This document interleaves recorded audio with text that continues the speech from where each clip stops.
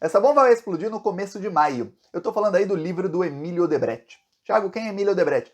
Emílio Odebrecht, ele é o pai do Marcelo Odebrecht. Ele foi dono da Odebrecht, foi o presidente da empresa por muitos e muitos anos, depois deixou com o filho dele. Ok, o Marcelo Odebrecht foi preso pelo Sérgio Moro, o Emílio Odebrecht não chegou a ser preso, mas ele foi condenado pelo Sérgio Moro, e as condenações contra ele foram todas anuladas pelo fato de o Sérgio Moro ser um juiz ladrão. Foi comprovado no Supremo Tribunal Federal que o Sérgio Moro perseguiu o Emílio Odebrecht da mesma maneira como ele perseguiu o Lula. O Sérgio Moro fez isso com vários. O Sérgio Moro teve centenas aí de decisões, talvez milhares de decisões, se contar não condenações, mas decisões anuladas. Muitas, muitas mesmo. Pois bem, o Emílio Odebrecht, ele acusa a Lava Jato, entre outras coisas, de torturar os presos. Não uma tortura como da ditadura militar, que o Bolsonaro adora, não. Não, tortura psicológica mesmo. Ele conta que procuradores da Lava Jato chegaram a dizer para ele que queriam que a Odebrecht fosse à falência e queriam que o filho dele, Marcelo Odebrecht, apodrecesse na cadeia, ficasse para sempre na cadeia. E aí ele mostra, durante o livro, como a Lava Jato surgiu, na verdade, para acabar com a soberania do Brasil, para barrar o crescimento das empreiteiras brasileiras que estavam começando a incomodar as norte-americanas e as europeias, e para prender o Lula e eleger o Bolsonaro. Para isso foi a Lava Jato. Ele conta tudo isso no livro e ele dá alguns detalhes. Ele fala, por exemplo, que a Lava Jato promovia na madrugada, nos presídios, eles promoviam batidas. Então imagina um empresário milionário, às vezes bilionário, tá preso, sem provas, muitas vezes inocente. Lembre-se, muitos eram inocentes.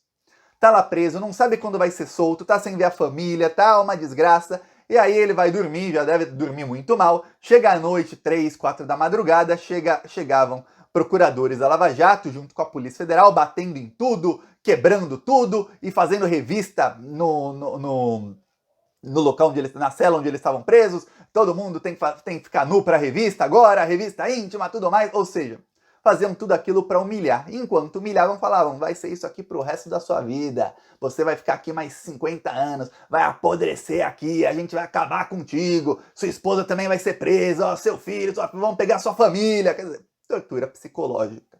E aí, nisso, os procuradores falavam, e aí, vai delatar alguém ou não vai? Vai delatar ou não vai? Pois bem, o Emílio Odebrecht, ele relata tudo isso, ele dá fontes de quem fala que isso aconteceu e tudo mais. Vamos lembrar uma coisa, a Odebrecht, segundo a Lava Jato, tinha um departamento de propinas. A Lava Jato conseguiu acesso a um sistema da Odebrecht, em que cada pessoa que recebia propina tinha um apelido. Lembra dos apelidos da Odebrecht? Tinha lá o italiano, ou não sei o quê, e todos os apelidos, quase todos os apelidos eram pejorativos, principalmente a petistas. Eu nem vou repetir que os apelidos, por quê? Porque depois foi provado que aquilo era mentira. Aquilo era tudo uma armação da Lava Jato, nada daquilo existia. Pagamento, um ou outro daqueles pagamentos até existiam, mas completamente fora do contexto que a Lava Jato tentava colocar. Aí o Emílio Odebrecht falou, nada daquilo era verdade, como foi provado depois que aquilo era tudo uma grande mentira. Eu lembro da Globo, da grande mídia, falando dos apelidos, até hoje o antagonista, alguns portais aí que são mais da direita lavajatista, eles falam aí, eu já vi na Veja outro dia aí citando qual era o apelido da Glaze, um repórter da Veja, falou, gente, aquilo foi provado que era mentira. Provado. Eu lembro que tinha uma deputada, uma parlamentar lá, que era da centro-esquerda, mas não era de esquerda, não era do PT, mas era de centro-esquerda, o apelido dele era Feia. Aí tinha uma outra lá que também era de esquerda, só apelido pejorativo, um pior que o outro. Eu falava, tem coisa errada. Quem tá fazendo negócios, pagando propina pro agente público, são amigos, todos ali, não vai dar um apelido pejorativo para todos, ou quase todos, os amigos. Não vai. Vai dar um apelido mais ou menos ali, muito estranho.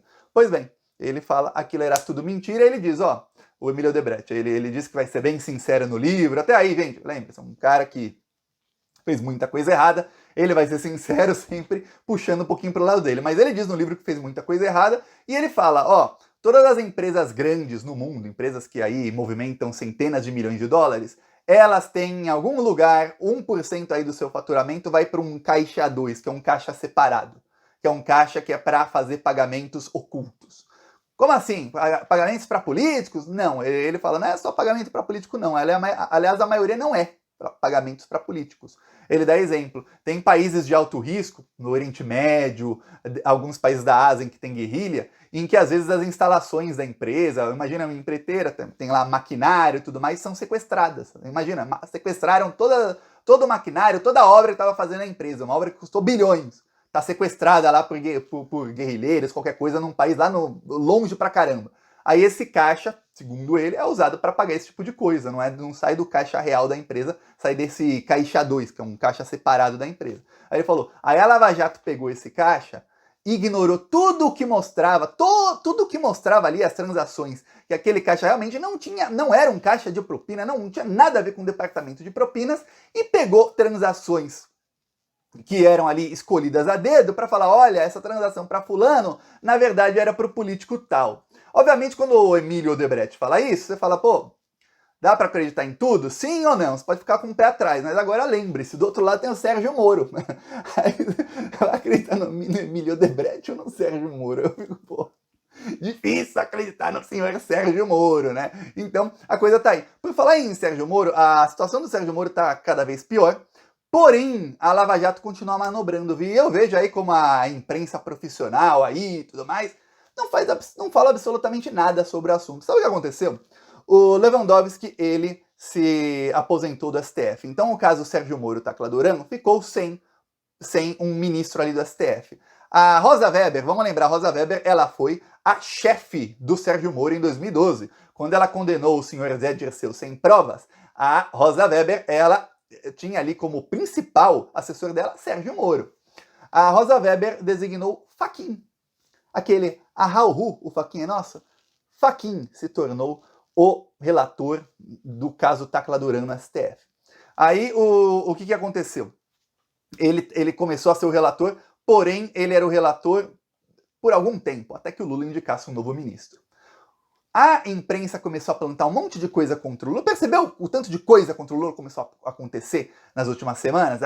O Lula foi lá para Portugal, aí era a gravata da Janja, aí teve um negócio lá dos bolsonaristas pedindo CPMI, aí a CNN, grande mídia, hein, plantou fake news lá, derrubou o ministro, aí depois a CNN plantou fake news sobre a Ucrânia, então sempre alguma coisa contra o Lula, e ele acabou não indicando, seja o Zanin ou qualquer outro para o STF, aí ficou vago o processo lá do Tacla Duran contra o Moro. Tacla Duran ainda não foi depor na Polícia Federal para mostrar as provas. Ele fez um depoimento na PF. Mas ele tem que fazer o segundo depoimento para mostrar as provas, tem que ser presencialmente. O Fachin é autorizado depoimento? Não, obviamente que não. Aí, olha só como a grande mídia consegue o que quer, como é a armação aí da imprensa, que vai ganhar milhões aí com um projeto de lei aí. O Fachin se tornou relator, o Fachin começou a dar decisões pró-Sérgio Moro no âmbito do processo, enquanto isso, o Malucelli, amigo, sócio do Sérgio Moro de segunda instância, se declarou suspeito. Mas ele tem que ser investigado, porque antes dele se declarar suspeito, primeiro ele decretou a prisão do Tacla Duran, depois, segundo, ele mentiu para Rosa Weber, mas antes disso, ele soltou o Alberto Youssef 3 vezes. O juiz da Lava Jato da primeira instância tentou prender o Alberto Youssef, que é o principal delator. Quem tem negócios com o Sérgio Moro desde do caso Banestado, lá em 2003, é o Alberto Youssef. Ele foi preso e solto pelo Sérgio Moro 2 vezes. A primeira vez no caso Banestado, o Alberto Youssef, ele movimentou cerca de 2 bilhões de reais no caso Banestado. Aí ele foi preso como doleiro, ficou menos de um ano preso. Sérgio Moro soltou ele. Aí ele cometeu com as mesmas pessoas o mesmo crime, só que aí ele movimentou 10 bilhões de reais. Aí o Sérgio Moro prendeu, o condenou a 102 anos de prisão e ele ficou menos de 2 anos preso. Tem um lugar em São Paulo que se chama Vila Nova Conceição. Se você é de São Paulo, talvez conheça esse bairro aí. É o bairro mais rico de São Paulo, não é Jardins não, é lá. Lá tem apartamentos de 30 milhões de reais, tem um prédio lá que você entra com a sua Ferrari, e aí, se você tiver uma Ferrari, obviamente, e tiver um apartamento lá, e aí a sua Ferrari entra com o elevador, fica na sala da sua casa, da sua garagem, assim, com seus carros de luxo e tudo mais. O Alberto Youssef mora lá. Esse cara aí que o Sérgio Moro soltou, que a Lava Jato tentou prender, e o juiz da segunda instância soltou, porque sabe que se esse cara for preso, ele entrega tudo! Não só do Sérgio Moro, mas de todo mundo da Lava Jato. Pois bem, o juiz que entrou no caso como sendo o relator no TRF4 do caso Tacla Duran, é outro juiz ligado ao Sérgio Moro. Vai falar, sai um juiz que é sócio do Sérgio Moro e entra outro juiz que tem ligações com o Sérgio Moro. Se alguém quiser, comenta que faça um vídeo só sobre isso. E aí a Rosa Weber vai lá e fala, olha, o Fachin vai continuar como relator desse caso até que tenha uma decisão aí na segunda turma da STF, porque a segunda turma da STF está sem o Lewandowski, sem um ministro. O Lula não indicou o Zanin, sabe o que aconteceu? O Dias Toffoli pediu para ser transferido para a segunda turma. Aí sabe o que acontece? Se o caso não ficar com o Fachin, temos outras escolhas, se não ficar com o Fachin. A escolha 1 é o André Mendonça, a escolha 2 é o Cássio Nunes, a escolha 3 é a Carmen Lúcia, aquela que era amiguinha do Moro até outro dia, a 4 é o Toffoli. Aí você fala, pelo amor de Deus, que desgraça. Quer dizer, o caso aí, se for o Toffoli e a Carmen Lúcia, tem uma chance assim de que vá pra frente. Se for um dos três, ferrou. Vamos lembrar, o Fachin é o ministro do STF preferido do Deltan Dallagnol. Preferido. Se tem um cara que o Deltan Dallagnol adora, é o Fachin. Aí fica nessa, ó. Caso Tacla Duran, nas mãos do Fachin. O problema para o Sérgio Moro é o seguinte, a partir do livro do Emílio Odebrecht, vai dar para iniciar novas investigações contra o Sérgio Moro. Então a coisa vai ficar ruim. O segundo problema dele é o seguinte, começou a sair na mídia, eu até falei isso aqui num vídeo passado, que tem gente no PT que está pressionando o Lula para que ele reconduza o Augusto Aras ao cargo de Procurador-Geral da República. O Augusto Aras, aquele que deixou o Bolsonaro matar 1 milhão de brasileiros, não fez nada, absolutamente nada a respeito disso. Foi cúmplice de genocídio, Augusto Aras. Eu peço aí a sua inscrição no canal, o vídeo nem era sobre isso. Falou!